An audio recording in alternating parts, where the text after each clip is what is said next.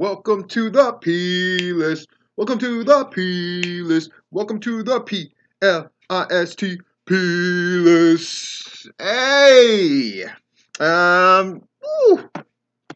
Disappointing news to start. The disappointing news is I'm not going to be able to go to the New Japan show I was invited to that's near Miami. It's hours away, but that's not really the issue. The issue is I got to pick up my kids from school. I got to take care of my kids, all that good stuff. I really can't bring them since it's a 3 hour plus trip there. Then I would watch the show, and it's a 3 hour plus trip back. I would have got back at like 2 or 3 in the morning, regardless. That's assuming I didn't hang out afterwards, which I probably most definitely would have. I just wasn't able to pull it off, which is incredibly disappointing. But I do appreciate the invitation to go very much. It does inspire me. I'm going to look for, right after I do this video, actually, I'm going to look for a possible shit show that's going to be playing in Florida this weekend, since it's a rare weekend where I won't have the kids. So, yeah. So I'm going to try to find a shit show, a possible shit show, so I can do shit show investigations #1. What is this P list about? First of all, I'm going to do an unboxing because I got to notice that a whole bunch of stuff has come in.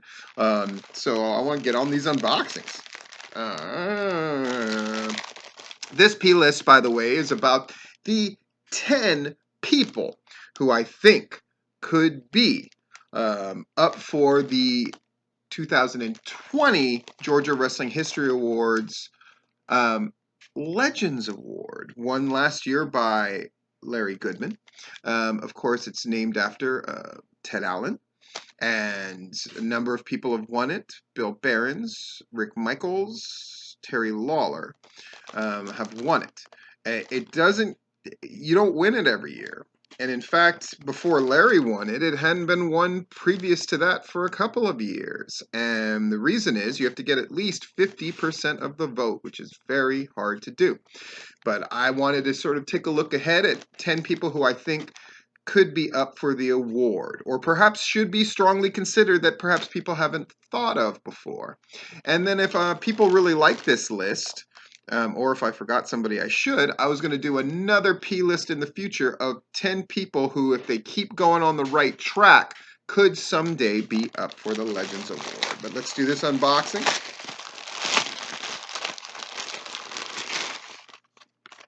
Oh, shit! I can already tell this is awesome just because of... Oh.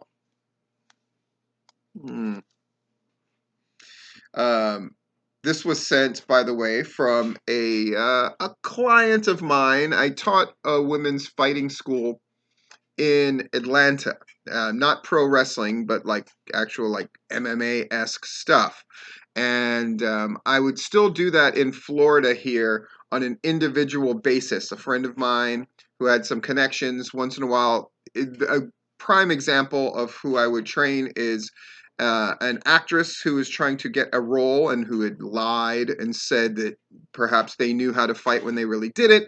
They would sort of take a crash course with me where I would show them how to fight enough that they would look credible enough to pull off their sort of bogus resume. That's a lot of the people that I tended to get. But anyway, one of these people sent me this shirt because they said it reminded me of them. Cobra Kai, strike first, strike hard, no mercy, sir! Fucking rules. It's as cool as shit. I love it. Because this is a P list, I'm going to keep this on, but I'm definitely going to put this shirt in a place of prominence. So, yeah. Strike first, strike hard, no mercy, sir. A lot of people reacting to my video where I went off on Georgia wrestlers about not going to that New Japan camp. I fucking... one person implied I should apologize for being so malicious, or they didn't use the word malicious. They weren't smart enough to use the word malicious, but basically implying I was too mean. Fuck you! Too mean. I said it on that video, and I mean it. I'm an advocate for the boys and girls. Um, yeah, I'm fucking hard on wrestlers. Of course I'm hard on wrestlers. They're the ones who are going to change this shit for the better. It comes down to them. Promoters and bookers and people who run shit always think it comes down to them. We set the tone. We blah, blah, blah. It's the fucking wrestlers, right? At the end of the day, people are like, oh, it's not for the fans. Fuck the fans. We know how I feel about that. But it's about the people who are actually doing the show, right? The wrestlers, right? I'll even give it ring announcers and fucking referees, and it's the people who are putting on the gig that makes the shit go, right? Um, yeah. This P list, though, is about, oh, yeah. And so, in regards to me being too harsh or too angry or too whatever, fuck you. Like, that's who I am. And if you don't like it, I don't know what to tell you. It's how I was when I fucking trained. Ask anybody. It's how I was when I ran shows. Ask anybody. Yeah. Um, that's what I do. And I'm gonna fucking keep being loud. Do I make mistakes? Sure. Do I own up to them whenever I can? Absolutely. But you want me to fucking apologize for fucking wanting the fucking boys and girls of Georgia wrestling to have a better career and fucking knocking their dicks or uteri in the dirt when I feel like they fucking fallen short? Sorry, I'm not gonna apologize for that. I'd fucking knock every Is there, let me put it this way. Promoters who are watching this, do you feel as if some point I didn't go after each and every fucking one of you? Of course I did. Bookers, do you feel like I fucking called you to the carpet at one time or another about whatever? Of course I did. Sorry, I'm gonna have my fucking foot on your throat if I feel like you're doing something wrong. But subsequently, when you do shit right, when you do enough shit right, I fucking got you. And if they're being honest with themselves, those people who won the awards this year, ask yourself, did Steve Platinum have my fucking back? Now, Legends is a different thing. You have to do the right shit, more right than wrong, more constructive than destructive, for an entire career. That is truly an amazing thing and a difficult thing to pull off. And the Legends Award is, I would say, the most meaningful of all of them. It is. Because just because you've had a successful wrestling career does not make you a Georgia wrestling legend. Sorry, it doesn't. Let's go through this top 10. Going through the top 10 itself probably won't take all that long, except for I have to justify the choices. And nowhere will I have to probably give more of an explanation. I will say this list of 10 will probably shock the fuck out of you. Because there were 5 people up. Larry was one of them, and Larry won, and Larry should have won. Larry should have won. He should have had 100% of the vote. But now he's done. He's got the award, right? And so I feel like it's wide open. Number 10, Mike Jackson. Let me repeat that. Number 10, Mike Jackson. What the fuck, Steve? You, Steve? Saying Mike Jackson? Hell yeah. This guy was a fucking staple of the Georgia scene. Of course, he still runs shows in Alabama and shit like that, but it's in Georgia, at Peach State, where he really fucking cemented the legend in the latter part of his career. Now, this guy still wrestles, and his reputation is like, he can still go better than the young guys. And I saw that he was going to appear at WrestleCade or one of these fucking gatherings of the old wrestlers. Maybe it's that one in Rome. And the comments seem to center around that, like Mike Jackson, but he's done a hell of a lot more than that. I mean, he put asses in seats, sometimes literally selling them the fucking tickets that got them there. And a whole bunch of guys owe their career to him. A whole bunch of promotions have benefited from him. And he's just one of these guys that's indelibly woven into the DNA in Georgia wrestling, especially in the last 20 years. Mike Jackson, number 10 on our P list for people who could or should be up for the Legends Award next year. Whoa! Number 9, AJ Styles, right? From toiling his trade in the landmark arena to showing up when it really mattered, to being somebody that anytime you have dickheads who say that, like, I don't consider myself a Georgia wrestler and blah, blah, blah. You know who does and who's proud of that fact? This fucking guy. And the last time I checked, all the people not claiming Georgia who are in Georgia wrestling, something tells me his career was just a little bit bigger than yours at every level of his career, by the way. A guy who's does the state proud, a guy who still has ties, whether through like people like Bill Barron's or the Landmark Arena or places like that. AJ Styles definitely has probably the biggest career in wrestling out of our top 10. But nonetheless, his presence on the indie scene in Georgia wasn't as extensive or deep as some of the others, but I would be remiss to not have him on this list, don't you think? AJ Styles, number 9 on our list of 10 people who should be considered for the Legends Award in 2020. Number 8, Shadow Jackson. A guy who won Male Performer of the Year multiple times. A guy who's been just a fucking mainstay, Wildside, Anarchy, APW. And did it through fucking his just sheer force of personality. And then now, off his sheer icon status, he is a fucking icon of Georgia wrestling.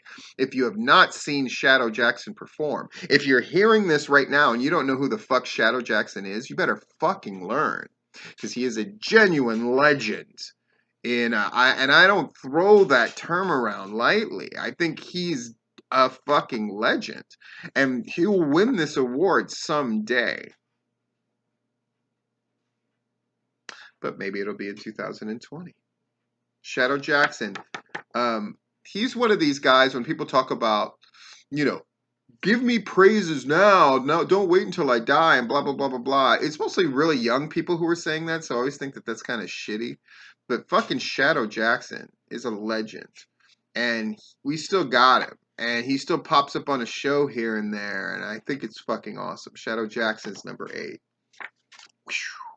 Of people who should be considered for the Legends Award. Georgia Wrestling History Awards in 2020. Number 7, Bull Buchanan.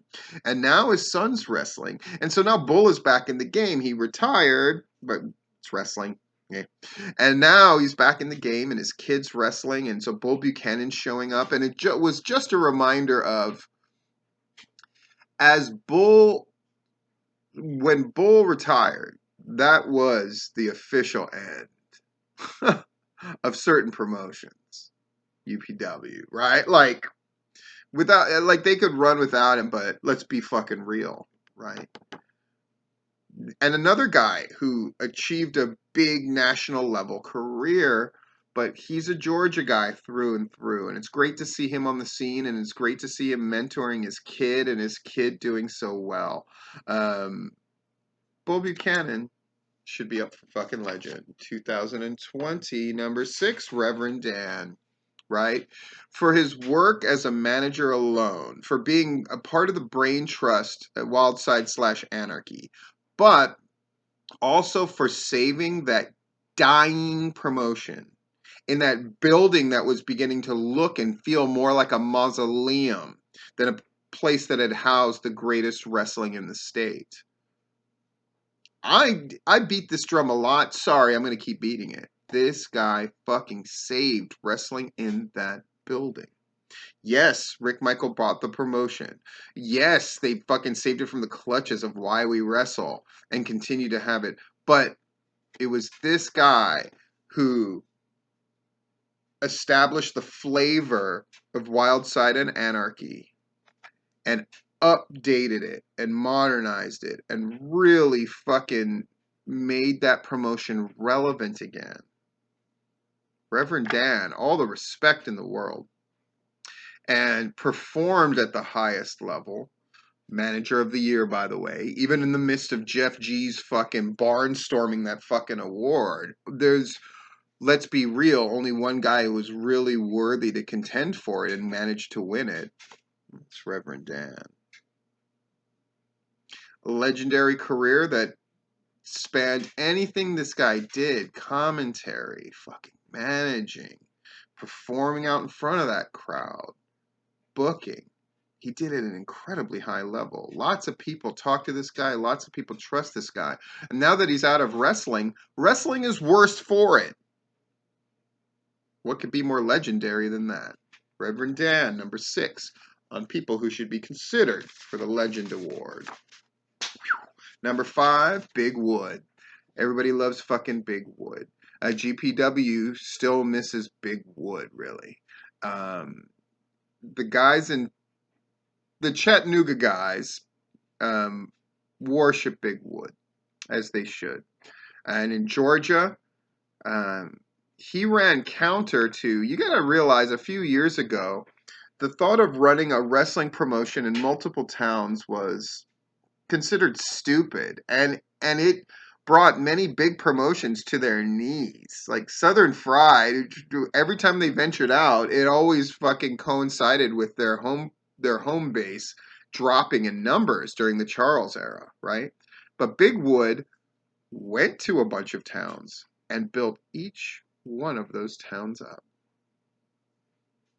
And he did it through a combination of just knowledge, hardcore promotion work, taking advantage of the fact that he'd been around so long and had developed so many wrestlers that were dyed-in-the-wool Big Wood loyalists. I mean, there's a great reason for that. I have a lot of respect for Big Wood. And he's another guy who I'm pretty sure is going to win this award someday. And maybe this will be his year. Big Wood. Number 4, Iceberg. Fucking people love Iceberg. Iceberg's iconic. Who has Iceberg not worked for, not wrestled for? The guy's just everywhere. He's in the Landmark Arena Hall of Fame, most certainly. I'm sure he's won, the fucking Dragon Con. I mean, Iceberg. The fuck can you say about this guy? If you know the story of him getting his shot, but then not really breaking into the national scene, it'll fucking break your heart. Not just because more people should have seen this guy work, but because you realize that it was in large part because of the heart that this man has. Iceberg is already being thought of as a legend. I think Tank and Iceberg hold a very similar place in the minds of most people. Yeah. And if they're the odd couple, Tank is the grouchy old one, and Iceberg not so much. Iceberg, I think you can draw a lot of parallels to like sort of Terry Lawler, how Terry Lawler at a certain point in his career would kind of work for any promotion, and he's the kind of guy that the young guys sort of gravitate towards to talk to them. So, what's more legendary than that? Number 4 is Iceberg. Ooh, number 3. This top 3 is going to fucking blow your mind, and I imagine a lot of people are going to be upset or angry or what the fuck.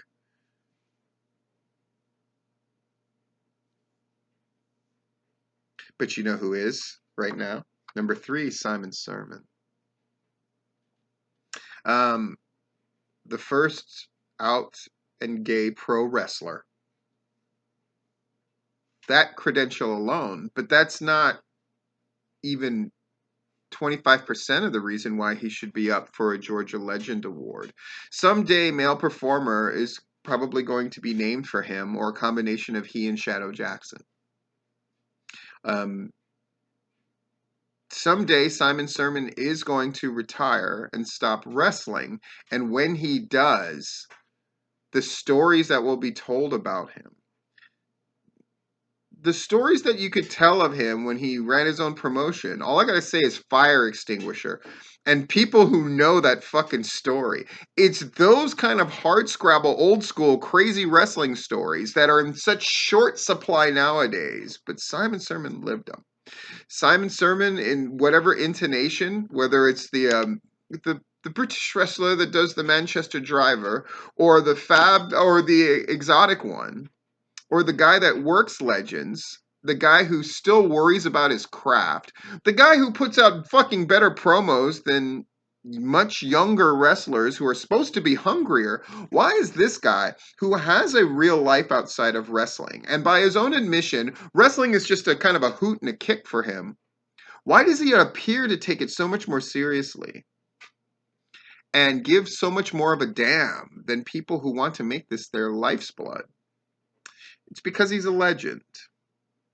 Simon Sermon, and this will probably shock him seeing this, and it'll probably shock a bunch of people, but the more you think about Simon Sermon, it's one of these things that it makes sense. And he's going to get his due, I would imagine, sometime, but he's going to get his due for me right now. Simon Sermon, top candidate for Legend 2020.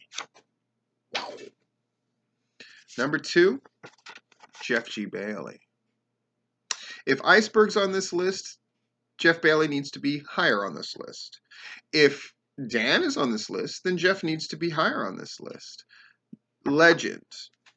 The manager work speaks for itself. I don't even need to go into that shit. The promo work, another thing that fucking speaks for itself. A guy that, when syndicated TV really mattered, who could go anywhere, could go to fucking Philadelphia, and they knew who the fuck he was. If Jeff touches your career was all the better for it. How many guys wrestling for fucking national level promotions right now sat under this motherfucker's learning tree? Learning tree? Fuck you, learning forest. This guy's still got stuff to teach.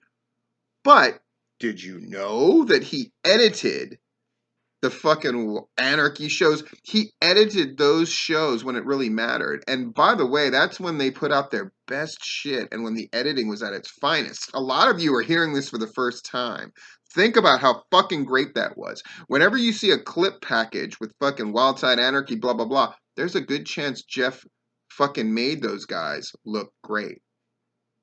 That shit doesn't matter. You're goddamn right that shit matters.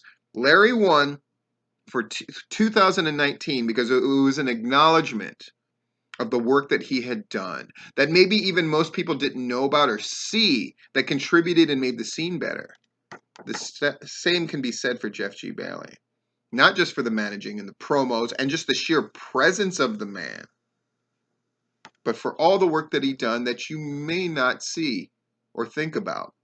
And something tells me this motherfucker's not done, whether it's in a teaching capacity or in the project he is soon to engage in, which I'm very excited about.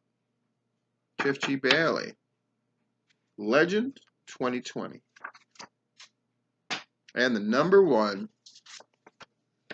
person on our P list, Jimmy Oxendine. Ox, as he's affectionately known. Yes, he rents rings. But it's more than that. If I said about number 10 that his DNA was woven in, this guy is Georgia wrestling. Now, full disclosure, obviously Jimmy and I get along incredibly well. But is there a promotion that hasn't had contact with him? Is there a promotion or people, anybody who worked in the state of Georgia? I've said once upon a time, if Larry Goodman has never gone to your show to review it, your show ain't shit. Well, here's another one. If you haven't had contact with Jimmy Oxendine, you're not a real Georgia wrestling person. Period. He's the eyes and ears. He knows what's going on everywhere. He knows who's got the goods and who's full of shit. He is the fucking Cerebus guarding Georgia wrestling in so many ways. And without him, a bunch of shows couldn't happen. And whenever anybody wants anything unusual or special, Jimmy makes that fucking happen. I can't praise him enough. And someday he will win an award. Maybe it'll be 2020, maybe it won't be. But Jimmy Oxendine is a legend of Georgia wrestling. And he's number one on our P list. Phew. Now the question is, if you're watching this and you're a wrestling person, and you likely are, it's a good far-reaching goal, but what are you doing today to make it that someday you too will be a legend in the minds of other people, not just yourself? This has been the P List.